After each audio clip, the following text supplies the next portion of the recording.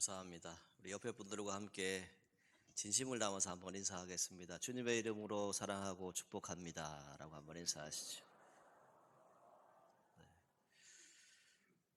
제가 찬양을 듣는데 갑자기 이 생각이 났어요.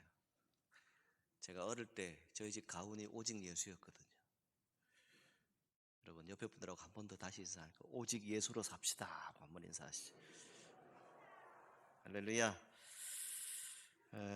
제가 지난 몇 주간에 장례를 집례할 일이 있었습니다.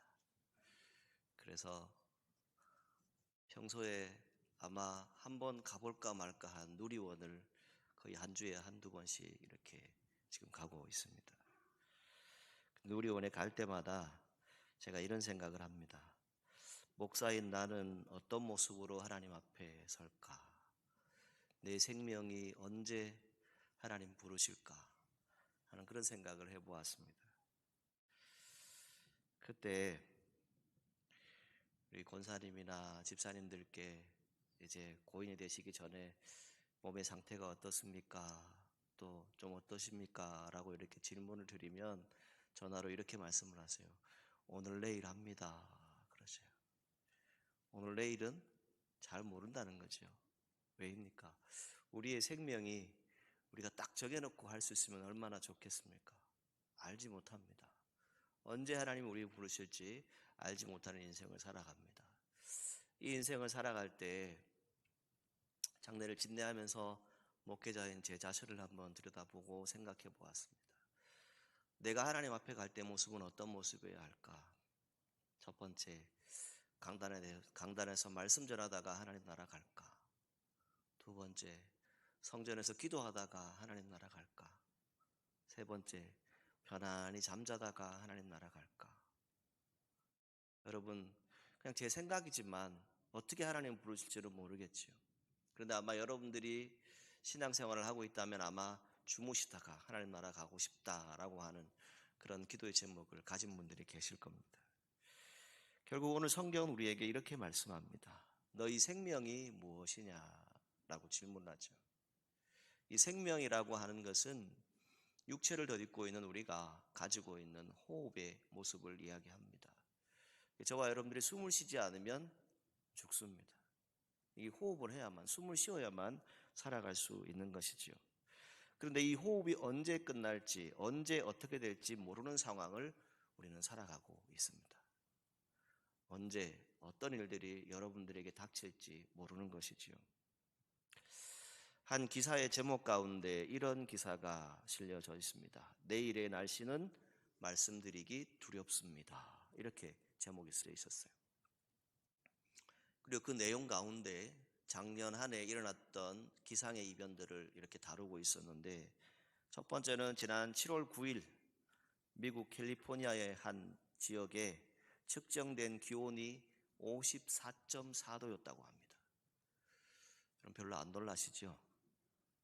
54.4도 그 정도쯤이야 생각하실지 모르지만 저는 딱 생각했을 때 숨이 탁 막히더라고요. 난 죽을 것 같아. 그런 생각이 딱 들었어요. 호주의 한 지역에는 60년 만에 사상 최고로 50.7도라고 하는 기온이 측정이 되었습니다. 자, 지구가 뜨거워져 있다라고 많은 분들이 얘기하죠. 지구 온난화를 얘기하는 한 단면입니다. 또 폭염이 일어나서 그것이 산불로 온 지역에 번졌습니다.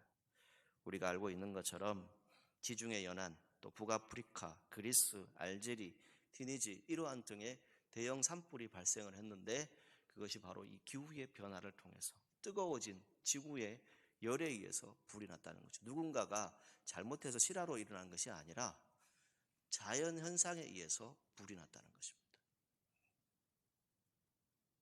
또 한 가지 이런 이야기를 싣고 있었는데, 이 폭염과 함께 기온이 상승하다 보니까 중국의 허난성에 비가 내리기 시작했는데 3일 동안 내린 비가 그 지역에 1년 동안 내릴 비였다고 하는 것이죠. 그러니까 3일 동안 약 시간당 200mm가 넘는 비가 쏟아졌습니다. 중국에서는 이렇게 말했어요. 1000년 만에 내린 대폭우다. 이렇게 보도를 했습니다. 그런데 이 일로 통해서 약 380여 명의 사람들이 사망을 하거나 실종이 되었습니다. 반면에 또 한 지역에서는 우기가 되어서 비가 내려야 되는데 비가 전혀 안 내립니다. 완전히 가물었어요. 또 한쪽에는 빙상이 녹아서 비가 내기 시작했습니다. 그리고 눈이 와야 하는 곳에 비가 오기 시작했어요. 자, 이런 기후의 현상들이 작년 안에 있었다는 것이죠. 그래서 내일의 날씨는 말씀드리기 두렵습니다. 이렇게 제목으로 쓰여져 있었던 것이죠. 여러분, 내일 날씨 우리가 휴대폰으로 다 볼 수 있습니다. 내일 비가 올 건지 안 올 건지, 또 온도가 어느 정도 됐든지 알 수는 있죠. 그런데 그것만을 갖고는 측정이 안 된다는 것이죠. 이 지역은 그럼 그런 제도가 없었을까요? 있었습니다. 있었음에도 불구하고 생각지도 않은 일들이 벌어졌다는 것이죠. 많은 지구를 연구하는 연구가들이 이야기를 하기를 앞으로 전 세계의 약 85%가 이 기후변화로 인해서 폭염과 폭우에 시달리게 될 것이다. 그리고 가뭄과 고통을 겪게 될 것이다 라고 예견하고 있습니다. 우리나라도 이 부분 중에 하나를 만들어내고 있지요. 지구가 온난화되다 보니까 우리나라의 기후도 저기 태국, 캄보디아 같은 그런 동남아 지역의 일기 상태를 보이는 것이 우리나라에도 나타나고 있습니다. 그러다 보니까 우리나라에서 그 동남아 지역에서 재배하는 그런 채소나 또 과일 등을 그렇게 농사하는 곳이 생겨나고 있습니다. 이러한 자연의 현상을 통해서 우리가 무엇을 생각합니까? 과연 그 지역에 살고 있는 분들은 그 순간에 비가 내릴지, 또 비가 어느 정도 올지, 또 날이 너무 뜨거워서 산불이 될지 예견할 수 있었을까요? 만약 알았다면 금방 말씀드린 대로 그 380명이라고 하는 그 숫자의 사람들은 죽지 않았을 것입니다. 아마 다 살아있겠지요.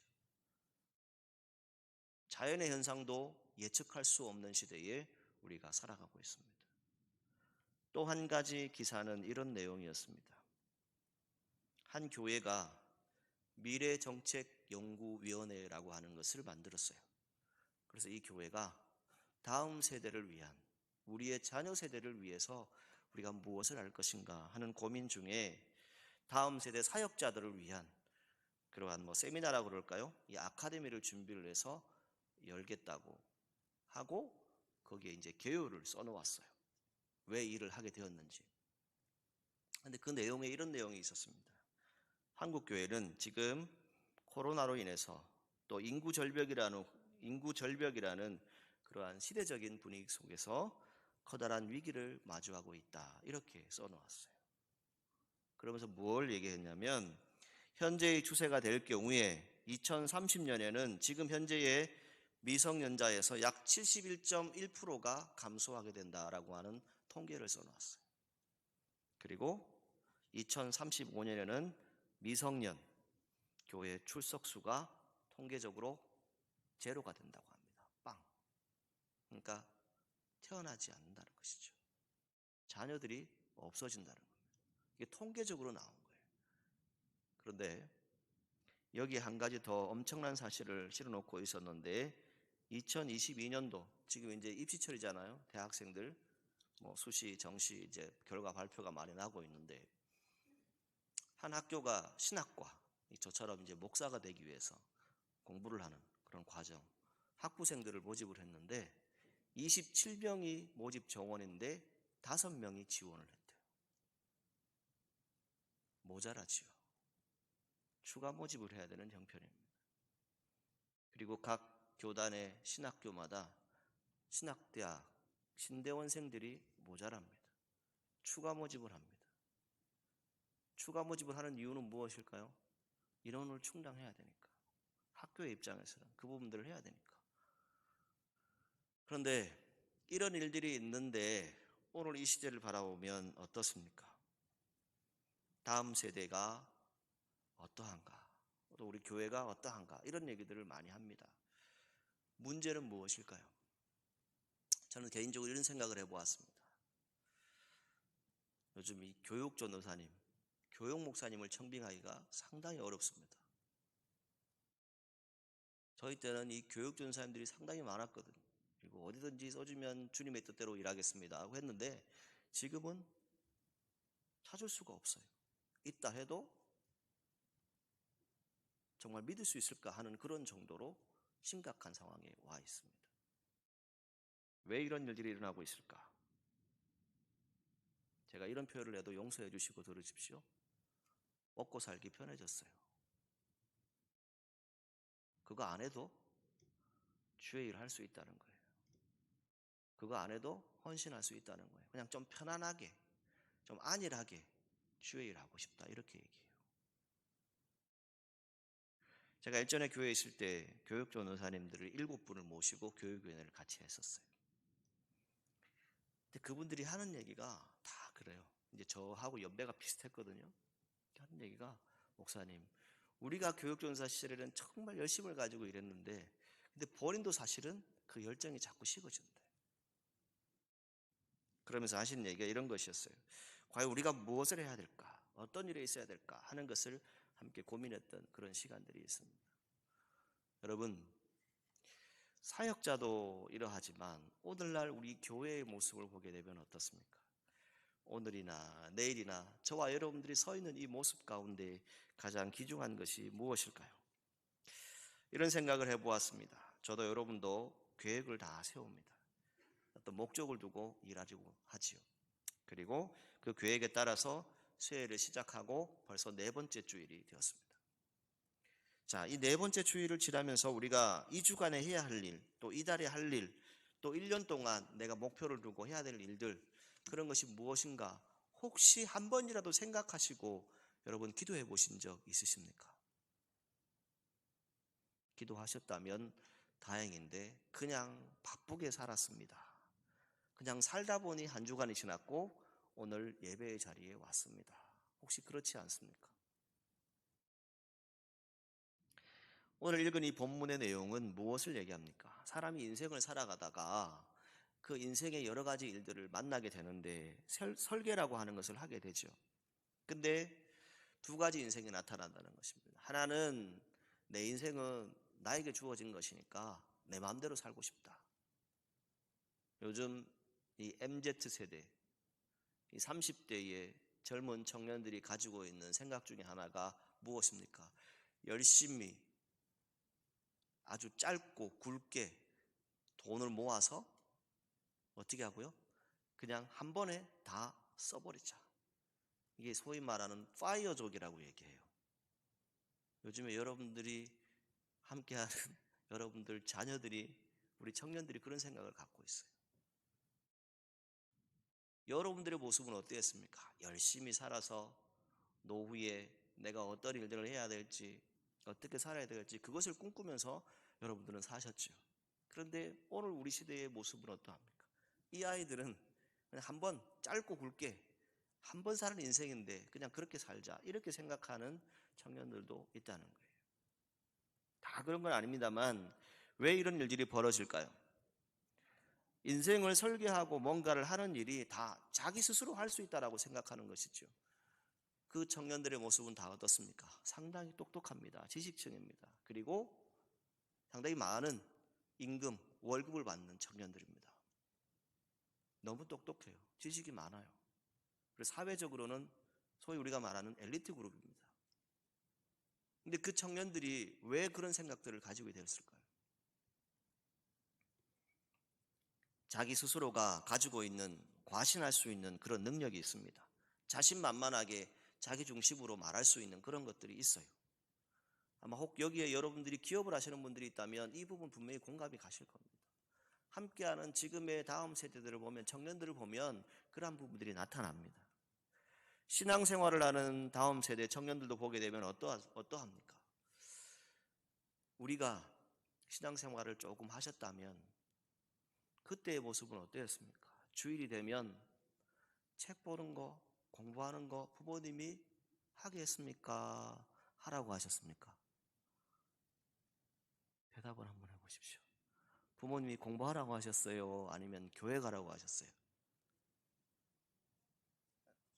어릴 때 교회 다니신 분 없으세요? 찬양대 뭐죠? 부모님이 교회 가라 그러셨어요? 공부하라 그러셨어요? 교회 가라 그랬죠. 근데 요즘 우리는 어떻습니까? 교회 1시간 예배 드리는 것. 그것조차도 때로는 힘듭니다. 수련회 하려고 그러면 교육자들이나 교사들이 머리를 싸매고 일들을 합니다. 프로그램 때문에 머리를 싸매고 고민하는 것이 아니라 영적인 어떤 공급을 주기 위해서, 영적인 능력을 체험하기 위해서 그것을 고민하는 게 아니라 무엇이 고민이에요? 일단 모이는 게 고민이에요. 일단 아이들 데려오는 게 고민이에요. 그런데 그 문제는 어디에 있을까요? 우리 부모 세대가 가지고 있어요. 여러분들은 어릴 때 그렇게 자랐는데 지금 우리는 그 신앙을 차츰차츰 잃어가고 있어요. 왜일까요? 우리 스스로가 가신할 수 있는 게 있어요. 우리 스스로가 가진 것이 있어요. 그리고 내 후세는 조금 더 배웠으면 좋겠어요. 그리고 내 후대는 좀 더 가졌으면 좋겠어요. 이런 생각들 우리가 가지고 있지. 그러다 보니까 나를 중심으로 인생을 설계해 나갑니다. 그래서 하나님의 뜻이 무엇인지 이건 중요하지 않습니다. 아무런 관심도 없어요. 그냥 예배 드리는 시간에 예배 드리면 되고, 그리고 나머지 일주일은 알아서 프리하게 자유롭게 그냥 살면 된다. 이렇게 말할 수 있습니다. 그런데 성경 곳곳에서 발견되어지는 우리가 그리스도인으로서 하나님의 사람으로 살아가야 될 모습은 어떠한가요? 어떤 계획을 하든지 간에 하나님의 뜻을 겸손하게 묻고 또 하나님 중심으로 인생을 살아가시는 저와 여러분들이 되기를 주님의 이름으로 축복합니다. 우리가 어릴 때는 주일날 교회 오면 하루가 어떻게 가는지 모르게 주일을 지났어요. 그리고 예배 드렸어요. 그리고 거기에서 은혜를 받았어요. 그런데 지금 우리의 모습은 어떠합니까? 하나님의 일들을 한다라고 말하지만 사실은 1시간 헌신하기도 쉽지 않습니다. 또 헌신한다 해도 그 일에 대해서 정말 영적으로 깊이 있게 기도하고 하나님께 묻고, 하나님, 내가 정말 오늘 무엇을 해야 할까요? 어떻게 해야 될까요? 내가 어떤 일들을 할 때 하나님, 이거 정말 해야 될까요? 하지 말아야 될까요? 묻고 기도하는 저와 여러분들이 얼마나 되어 있을까요? 우리가 하나님의 일들을 한다라고 말하지만 오늘 이 시대의 사람들처럼 어쩌면 내가 가지고 있는 내 위치와 내가 가지고 있는 어떤 능력과 의지를 가지고 주님의 일들을 할 수 있습니다. 그리고 그것을 통해서 하나님의 뜻을 나타낸다고 말할 수 있어요. 결국은 누구의 뜻입니까? 하나님의 뜻이 아니고 내 스스로의 뜻이에요. 저와 여러분들이 어떤 계획을 하든지 간에 하나님의 뜻 가운데 평안을 구할 수 있기를 주님의 이름으로 축복합니다. 교회도 마찬가지고 가정의 어떤 일도, 여러분들이 사업장에서 직장에서 어떤 일도 항상 일을 하다 보면 그냥 한 목소리만 나오던가요? 아닙니다. 2목소리, 3목소리 나옵니다. 생각이 다 달라요. 또 마음이 다 다를 수 있습니다. 그런데 여러분, 생각이 다른 것은 우리가 맞습니다. 그런데 나하고 생각이 다르다고 해서 그 사람을 흠집낼 필요는 없어요. 나하고 생각하는 바가 다르기 때문에 그 사람을 향해서 말할 필요는 없다는 것이죠. 왜냐하면 시편 42편 10절 말씀에 이렇게 말합니다. 내 뼈를 찌르는 칼같이 내 대적이 나를 비방하여 늘 내게 말하기를 내 하나님이 어디 있느냐 한다라고 말씀합니다. 여러분, 우리가 하나님의 일들을 한다라고 말하는데 하나님이 어디 있냐라고 서로서로 묻고 있어요. 이게 무슨 질문일까요? 오늘 저와 여러분들이 헌신하고 수고하고 봉사하십니다. 또 교회를 위해서 여러 가지 일들을 감당하고 계십니다. 여러분, 우리가 이렇게 혹시 질문하고 있지 않나요? 하나님 어디 있나요? 여러분들이 일하는 그곳에, 여러분들이 섬기시는 그곳에 하나님은 살아계십니다. 이 믿음을 가지고 우리가 나아올 수 있기를 주님의 이름으로 축복합니다. 제가 오늘 일부 예배를 드리면서 교회학교 교사들에게 이런 부탁을 드렸어요. 무슨 부탁을 드렸냐면 아이들의 영을 책임지는 거예요. 육신을 책임지려고 교회학교 다음 세대에 보내는 것이 아닙니다. 육신을 책임지려면 차라리 학교 공교육을 시키면 되죠. 더 특수적인 학교, 특수한 목적을 그런 지식을 배울 수 있는 그런 곳에 여러분들이 보내시면 되죠. 그런데 여러분들이 교회 학교 다음 세대에 보내는 이유는 무엇입니까? 그 영혼이 하나님 말씀 안에서, 은혜 안에서 잘 자라갈 수 있도록 훈련하고 양육해달라고 거기에 보내는 거예요. 그런데 그 일들을 담당하는 교사가 먼저 영적으로 서 있지 못하면, 영적으로 하나님의 뜻을 구하지 못하면 어떻게 그 일을 할 수 있겠습니까? 우리 찬양대도 마찬가지고요. 또 여러분 각자가 섬기시는 모든 헌신과 수고도 다 마찬가지입니다. 제가 오늘 새벽에 이렇게 말씀드렸습니다. 우리에게 주신 직분은 사명입니다. 이것을 3번 반복해서 드렸어요. 한번 따라 하시죠. 내 직분은 사명입니다. 여러분 각자에게 주신 사명이에요. 그 사명을 감당함에 있어서 이 목회자가 여러분들에게 드리고 싶은 말씀은 이겁니다. 우리 서로 어떤 부분에 있어서 생각이 다를 수 있습니다. 그런데 서로를 세워주십시오. 서로를 인정해 주십시오. 그리고 그 말들을 들을 때 취합해서 함께 한 목소리로 하나님의 교회를 섬길 수 있도록 기도하십시오. 이것을 부탁드리고 싶습니다. 기도라고 하는 것은 무엇일까요? 시간을 정해놓고 하는 기도도 있겠지만 여러분들의 삶의 자리가 기도의 자리 아닙니까? 순간순간이 기도의 자리지 않습니까? 새벽 예배를 나오시든 수요 예배를 나오시든 또 주중에 여러분들이 이 공간 곳곳에서 와서 기도를 하시든 정말 하나님의 은혜를 나누고 함께 고백할 수 있는 그런 교회가 되기를 주님의 이름으로 축복합니다. 어제 장로님들 몇 분하고 이 고성교회의 교회학교 교사 강습회에 잠시 다녀왔습니다. 다녀오면서 이런 얘기를 나누었어요. 앞으로 교회가 열려져 있는데 누구든지 와서 기도할 수 있는 곳이 되었으면 좋겠다. 그래서 24시간 음악을 틀어놓으면, 찬양을 틀어놓으면 와서 묵상기도 하고 조용히 하나님을 만나고 갔으면 좋겠다.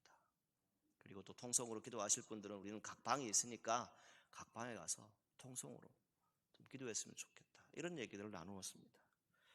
여러분, 우리가 어떤 계획을 하든지 간에 우선시 되어야 할 것은 다른 것이 아닙니다.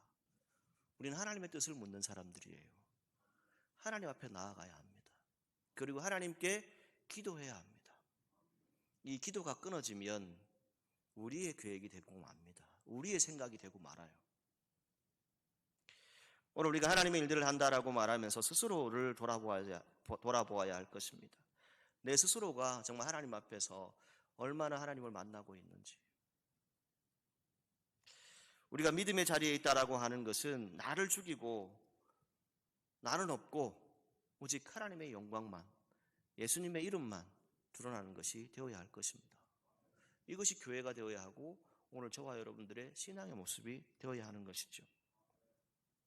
한 가지 더 말씀드릴 수 있는 것은 이것입니다. 우리 안에 미움이 생길 수 있어요. 시기가 생길 수 있습니다. 교만한 마음이 생길 수 있어요.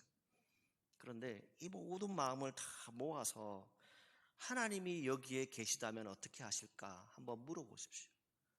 예수님이 여기에 계시다면 어떻게 하실까요? 이렇게 말씀드리고 싶습니다. 오늘 저와 여러분들이 우리의 생명이 무엇이냐라고 하는 이 성경 말씀의 질문을 한번 잘 생각해 보십시오. 내 생명이 언제 끝날지 아무도 알지 못합니다. 그런데 우리 서로가 힘들게, 어렵게, 답답하게 살아갈 이유가 없지 않겠습니까? 이왕이면 만나면 보고 싶고 또 만나면 서로 사랑해주고 싶고 서로 안아주고 싶고 서로 위로해주고 싶은 그런 우리 교회가 되었으면 좋겠습니다. 사초듭교회 역사 가운데 하나님은 여기까지 인도하셨습니다. 이제 우리 서로 마음과 뜻을 합하여서 하나님의 교회를 세워갔으면 좋겠습니다. 그 방법은 딱 한 가지입니다. 여러분 기도하시기를 주님의 이름으로 축복합니다. 우리가 능력이 있어서 하는 것 아닙니다. 우리의 지식으로 하는 것 아닙니다. 오늘 이 시대가 아무리 능력이 많고 지식이 많고 많은 것을 가졌다 해도 기도하지 않는 교회는 안 됩니다. 내 개인 스스로도 마찬가지겠죠. 앞으로 교회는 어떻게 이루어질까 한번 생각해 보았습니다. 앞으로 교회는 기도하는 교회는 살아남게 될 것이고 또 기도하는 여러분 스스로는 분명히 하나님의 사람으로 서 있을 것입니다. 그리고 그 직분을 잘 감당할 것입니다. 오늘 우리가 믿음의 자리에 함께합니다. 하나님이 이곳에 함께합니다. 그리고 저와 여러분들에게 귀한 사명을 주셨습니다. 그 사명을 주님의 이름으로 끝까지 감당하는 저와 여러분들이 되기를 주님의 이름으로 축복합니다. 오늘 본문 13절 말씀에 이렇게 말씀합니다. 오늘이나 내일이나 우리가 아무 도시에 가서 거기서 1년을 유하며 장사하여 일을 보리라 라고 말씀합니다. 사람들이 여러 계획을 세웁니다. 계획하는 바가 있고 또 장소가 있고 또 내 나름대로의 자존심이 있습니다. 또 내 목적이 있죠. 근데 중요한 것은 이렇게 말씀드리고 싶습니다. 여러분 모두 참 재능이 많으십니다. 능력이 너무 많으세요. 제가 사천업교회 와서 여러분들을 배우니까 참 귀한 분들이다라고 생각합니다. 그리고 여러분들을 함께 섬기려고 하고 있습니다. 그런데 목회자인 저가 바라고 함께 원하는 바는 다른 것에 있지 않습니다. 기도의 자리를 놓치지 마십시오. 여기에 가서 내가 이만큼 벌 것이다. 내가 이렇게 할 것이다. 내가 이 정도 재능이 있으니까, 지식이 있으니까, 능력이 있으니까 하실 수 있습니다. 교사도 찬양대도 내가 이만큼 재능이 있고 은사가 있으니까 이것쯤이야 뭐 쉽지라고 생각할 수 있습니다. 그런데 하나님은요, 뭘 보신다고 그러세요? 마음의 중심을 보신다고 얘기해요. 아무리 좋은 찬양을 해도 그 안에 영적인 감동이 없으면 하나님이 기뻐하시지 않는데요. 아무리 여러분들이 능력이 많고 재능이 많아서 뭔가를 한다 해도 하나님 보시기에 합한 마음이 되어야 됩니다. 이것이 성경이 우리에게 말씀하는 거예요. 그러면 어떻게 해야 됩니까? 다시 말씀드리지만 우리가 할 수 있는 일은 다른 것에 있지 않습니다. 우리 스스로는 하나님 앞에 아주 작은 존재입니다. 부족한 존재입니다. 이 믿음을 가질 수 있기를 간절히 소망합니다. 어제 장례 집례를 하는 가운데 우리 몇 분들하고 잠시 이렇게 화장을 하는 시간 동안에 담화를 나누었어요. 그 가운데 이런 얘기를 나누었어요. 한 분이 우리가 저 멀리 떨어져서 요만큼 사람이 보이는데 또 비행기를 타고 이렇게 날아가면 그 땅 아래 있는 사람들이 아주 요만하게 보이는데 그 다음이 중요해요. 하나님이 저 위에 계신 하나님 우리를 보시면 어떻게 보일까? 여러분 어떻게 보이실 것 같아요? 아마 안 보일 것 같아요. 점도 아닐 것 같아요. 이 작은 우리가 무엇이 그렇게 능력이 있고 무엇이 그렇게 재능이 많습니까? 얼마나 많은 지식을 가지고 있으세요? 여기서 있는 저도 여러분도 하나님 앞에서는 진짜 점 하나도 안 돼요. 아무것도 아니에요. 그런데 우리가 계획을 하고 다 할 수 있다고 생각해요. 교회는 영적인 공동체입니다. 여러분들이 하는 사업과 직장하고는 달라요. 교회는 믿음의 자리가 있어야 하고 믿음의 고백이 있어야 하고 예수 그리스도의 사랑이 나타나야 하고 예수의 십자가가 나타나야 하고 예수님의 은혜가 나타날 때 교회는 이루어지는 것입니다. 오늘 저와 여러분들이 어떤 일들을 하시든지 간에 기도하면서 하나님께 묻고 또 하나님의 뜻을 분별할 수 있는 믿음의 사람들이 되시기를 주님의 이름으로 축복합니다. 오늘 이 땅에는 하나님을 모르고 살아가는 사람들이 많습니다. 그러다 보니까 물질 만능에 사로잡히고 좀 전에 말씀드린 대로 청년 세대가 그런 생각을 가진 단 이례적인 그런 인생을 살아가는 청년들도 있어요. 그러다 보니까 어떻게 합니까? 마음에 안 들면 손을 긁어버리죠. 자살해버립니다. 이게 오늘의 세대라는 것이죠. 모든 것의 주인은 누구이십니까? 하나님이십니다. 여러분들의 물질도, 여러분들의 재능도, 여러분들이 가지고 있는 모든 지식도, 여러분들이 가지고 있는 모든 것도 다 하나님 것입니다. 하나님이 주셔서 우리에게 베풀어 준 선물일 뿐입니다.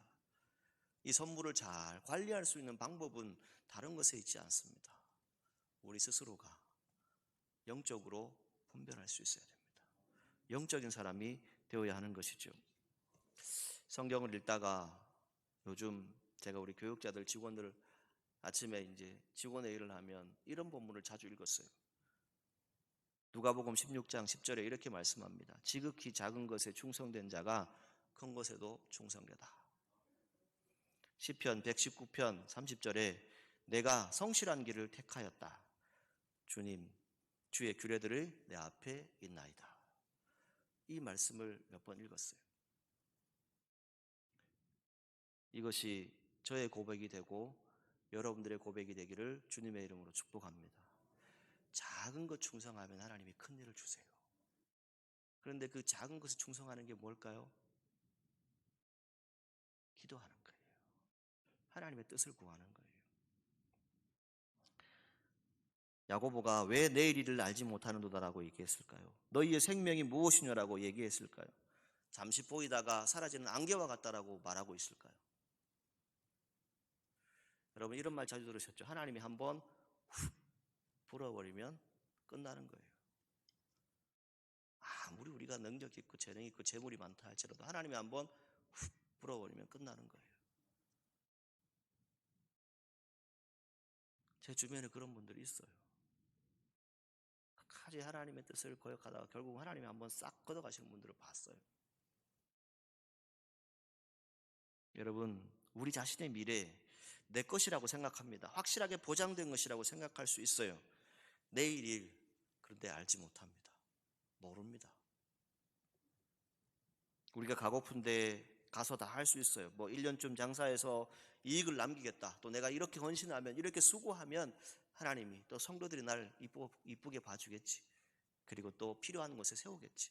이렇게 여러분 생각할 수 있어요. 그런데 여러분 하나님은요 겸손한 자를 찾으신다고 말씀하잖아요. 나를 드러내기보다 하나님의 의를 드러내고 내가 아닌 하나님의 영광을 드러내기를 원하십니다. 이 믿음을 우리가 가져야 하는 것이죠. 누가복음 12장에 우리가 알고 있는 대로 한 부자가 내일을 알지 못하면서 여러 가지 일들을 준비해요. 그런데 그 성경 말씀에 무엇이 나타납니까? 오늘 밤에 일어날 일조차 모르는 그 사람에게 하는 말이 무엇입니까? 오늘 밤 네 생명을 내가 데려간다면, 이렇게 성경은 말씀합니다. 우리는 유대 상인들처럼 어쩌면 하나님 없는 나 중심의 헛된 꿈을 가지고 살아갈 수 있습니다. 저도 여러분도 하나님은 없고 그저 내 의와 내 자랑을 가지고 내 위치를 가지고 살아갈 수 있어요. 그런데 하나님은 우리에게 말씀합니다. 무엇을 요구하십니까? 믿음으로 구하고 바라고 찾고 두드리면 주신다고 말씀하셨어요. 그리고 허락하신다고 말씀하셨어요. 그래서 우리의 자리는 어떻게 해야 되는 것입니까? 늘 기도하고 하나님께로 나아가야 하는 것이죠. 15절 말씀을 보게 되면 이렇게 말씀합니다. 너희가 도리어 말하기를 주의 뜻이라면 우리가 살기도 하고 이것저것을 하리라 라고 말씀합니다. 이 부분을 요한 칼빈은 이렇게 해석을 했어요. 우리가 그때까지 살아있다면, 그리고 주께서 허락하신다면 이것도 하고 저것도 하겠습니다. 무엇을 얘기합니까? 생명 있을 때 하시라고요. 나중에요? 모릅니다. 나중에 우리가 할 수 없어요. 우리에게 주어진 일 성실하게 감당할 때 하나님의 능력이 우리 가운데 임할 줄 믿습니다. 내일에 대한 꿈, 계획 있습니다. 그리고 어떤 일들을 해야 되겠다라고 하는 부분들도 있습니다. 근데 하나님을 따르는 사람들은 내 자신의 이기적인 욕망이나 자기중심의 신념을 주장하는 것이 아닙니다. 하나님의 뜻을 따르는 사람들은 어떠한 사람들입니까? 내 마음에 평안이 있는 사람들입니다. 여러분들에게 예수님께서 부활하셔서 말씀하십니다. 평안하뇨라고 물으셨습니다. 제자들에게 찾아오셔서 물으셨던 첫 번째 질문이 그거였습니다. 평안하뇨라고 물었습니다. 제자들이 지금 평안할까요? 아니었습니다. 힘들고 어려웠어요. 다 잃어버렸어요. 그렇게 믿었던 예수님을 잃어버렸어요. 그리고 어디론가 터벅터벅 걸어가고 있어요. 이제 내가 원래 하던 일이나 해야 되겠다고 터벅터벅 걸어가고 있어요. 근데 예수님 찾아오셔서 평안하뇨, 너에게 평안을 주노라 라고 말씀하셨어요. 여러분 주님 안에서 평안한 한 주간 되시고 주님 안에서 주님의 평안을 구하는 귀한 하루하루가 되시기를 주님의 이름으로 축복합니다. 그럴 때 오늘 우리 성경은 허탄한 자랑이라고 하는 문장을 얘기합니다. 우리 가운데 자랑할 것이 참 많죠. 그런데 그것은 다 언젠가는 사라질 것입니다. 여러분들이 가지고 있는 모든 것 다 언젠가는 사라질 것입니다. 그것을 너무 과대 포장할 필요는 없습니다. 그저 있는 그대로 하나님께 드리면 됩니다. 찬송가 가사에 이런 가사가 있습니다. 내 모습 이대로 주 봐주옵소서. 여러분, 내 모습 이대로, 연약하면 연약한 대로, 부족하면 부족한 대로, 또 여러분들에게 능력이 있으면 능력이 있는 대로 하나님을 만나십시오. 하나님의 뜻을 먼저 구할 수 있는 저와 여러분들이 되기를 간절히 소망합니다. 오늘 하나님께 드릴 시간이 여러분 혹시 없으십니까? 시간이 참으로 귀한 시간이지만 하나님께 한번 물어볼 시간이 없으십니까? 너희 생명이 무엇이냐? 너희는 잠깐 보이다가 없어지는 안개라고 말씀하시는 그 하나님의 뜻을 우리가 분별해야 합니다. 오늘 순간순간 하나님 우리에게 이 생명이 누구의 것이 되겠느냐라고 물으십니다. 내일 일은 나도 모릅니다. 우리가 복음성경 가사에 나오는 것처럼 하루하루 살아야 합니다. 불행이나 요행함도 내 뜻대로 할 수 없습니다. 하나님이 주장하십니다. 모든 일도 하나님께 맡기고 평탄한 길을 걷는 저와 여러분들이 되기를 주님의 이름으로 축복합니다. 우리가 꼭 기억해야 될 것은 모든 시간은 하나님의 것입니다. 하나님이 우리에게 주셨습니다.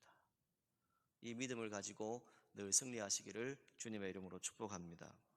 말씀을 정리하면서 이렇게 말씀드리고 싶습니다. 저도 여러분도 함께 사천읍교회를 섬기고 있습니다. 착하고 충성된 종이 되어서 하나님께 가고 싶습니다. 여러분 모두 참으로 진실하고 교회를 섬길 때 서로 사랑하고 서로 은혜를 나누는 우리 교회가 되었으면 좋겠습니다. 내일 우리가 알지 못합니다. 우리에게 주어진 것 다 있습니다. 그런데 그것을 자랑하지 말고 우리 서로 겸손하게 주님 앞에 무릎 꿇고 기도하면서 주님 교회를 세워나가는 우리 모두가 되시기를 주님의 이름으로 축복합니다. 기도하겠습니다. 참 좋으신 하나님 감사합니다. 부족한 저희들을 사랑하여 주시고 하나님 자녀 삼아 주셨습니다. 우리가 인생길을 걸어갈 때 연약하지 않게 하여 주시고 때로는 힘들고 어려울 때 때로는 잘 되거나 기쁠 때도 하나님을 만나게 하여 주시고 하나님께 기도하며 나아가는 우리 모두가 될 수 있도록 축복하여 주옵소서. 우리 사천읍교회가 더욱 하나님의 뜻에 거하는 교회가 되게 하여 주시고 하나님의 능력을 선포하는 귀한 교회가 될 수 있도록 축복하여 주옵소서. 예수님의 이름으로 기도드리옵나이다. 아멘.